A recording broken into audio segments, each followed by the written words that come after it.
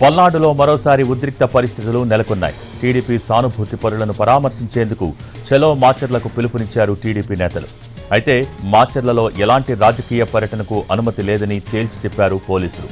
అయినా సరే మాచర్లకు వెళ్తామంటూ TDP senior నేతలు ప్రకటించారు.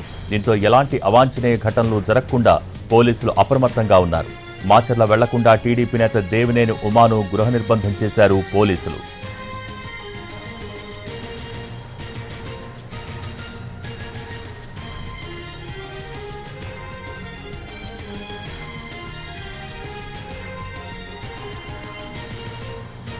పల్నాడులో మరోసారి ఉద్రిక్త పరిస్థితులు నెలకొన్నాయి. టీడీపీ సానుభూతి పరులను పరామర్శించేందుకు చలో మాచర్లకు పిలుపునిచ్చారు టీడీపీ నేతలు. అయితే మాచర్లలో ఎలాంటి రాజకీయ పర్యటనకు అనుమతి లేదని తేల్చి చెప్పారు పోలీసులు. దీనికి సంబంధించి పూర్తి అప్డేట్స్ మా ప్రతినిధి కృష్ణ గుంటూరు నుంచి లైవ్లో అందించడానికి సిద్ధంగా ఉన్నారు. కృష్ణ, ప్రస్తుతం మాచర్లలో ఉన్న సిచ్యువేషన్స్ ఏంటి, అక్కడ ఎటువంటి భద్రతా చర్యలు ఏర్పాటు చేశారు? పల్నాడు జిల్లాలో 10వ రోజు అంటే ఏదైతే పోలింగ్ డే ఉందో 13వ తేదీ, అక్కడి నుంచి ఈరోజు 23వ తేదీ వరకు ఇప్పటికి కూడా 144 సెక్షన్ కొనసాగుతుంది.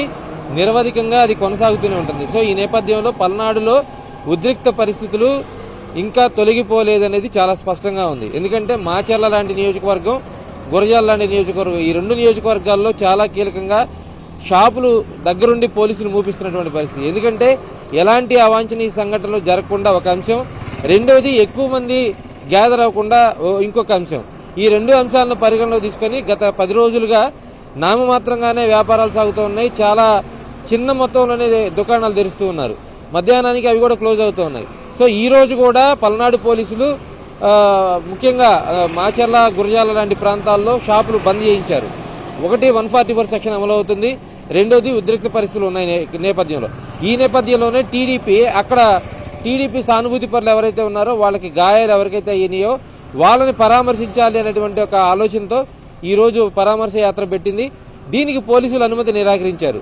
దీంతో పాటు ఎక్కడికెక్కడ టీడీపీ నాయకులు ఎవరైతే ఈ ప్రాంతానికి వెళ్దామనుకున్నారో, దేవినేని ఉమా కావచ్చు, మాజీ మంత్రి నక్కా ఆనందబాబు కావచ్చు, అదేవిధంగా జూలకంటి బ్రహ్మారెడ్డి కావచ్చు, వీళ్ళందరినీ కూడా ప్రస్తుతానికైతే హౌస్ అరెస్టులు చేశారు. వీళ్ళు ఎవరు కూడా మాచర్ల ప్రాంతానికి వెళ్ళకూడదు అనేటువంటి అంశం.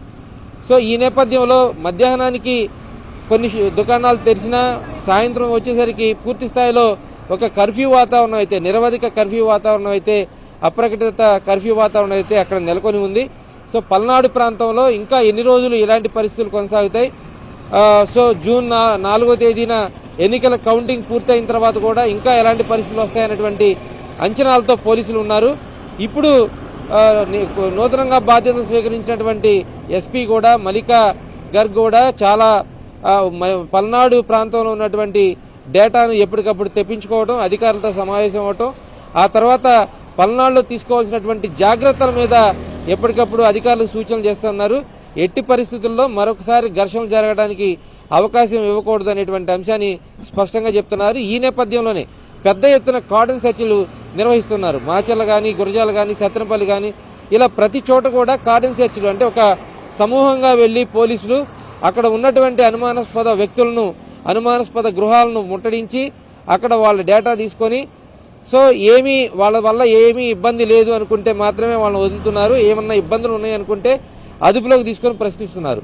ఈ నేపథ్యంలో పల్నాడు పోలీసులు పక్కన ఉద్రిక్తలు తగ్గించడానికి ప్రయత్నాలు చేస్తూ ఉంటే, మరో పక్కన గ్రామాల్లో ఇప్పటికి కూడా టెన్షన్ వాతావరణం ఉంది. ఎందుకంటే గడిచిన 10 రోజులుగా, అంతకుముందు ఎన్నికల ముందు రోజు కూడా పెద్ద ఎత్తున ఘర్షణ జరిగిన నేపథ్యంలో వీలైనంత వరకు అక్కడ ఘర్షణ వాతావరణం నెలకొంది ఉంది అనేటువంటి అంశం గ్రామాల్లో వెళ్ళింది. ఎందుకంటే గ్రామాల్లో కూడా రాజకీయ పార్టీలు వర్గాలుగా విడిపోయి కొట్లాడుకుంటున్న నేపథ్యంలో, కళ్ళ ముందే కర్రలతో రాళ్లతో కొట్టుకున్న నేపథ్యంలో అక్కడ పిల్లల్ని బయటికి పంపించాలంటే కూడా భయపడేటువంటి పరిస్థితి ఉంది.